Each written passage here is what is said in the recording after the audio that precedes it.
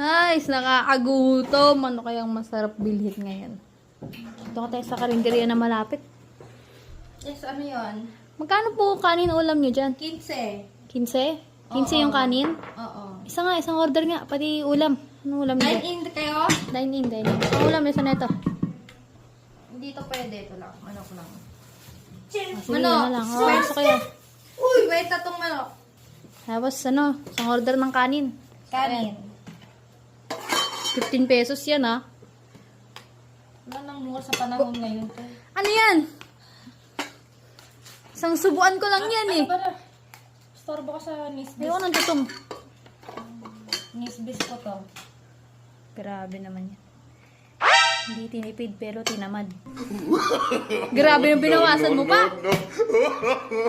Grabe naman yan. Ano lang yan, ah. Ayan na yung ano nyo. 50 dito, 15. 50 to? 75. 75 po. Putang ano lang mo ganong 75. Wala na kasing mura sa panahon ngayon. Ito Ang na lang. mura na lang, ina mo. Ina mo.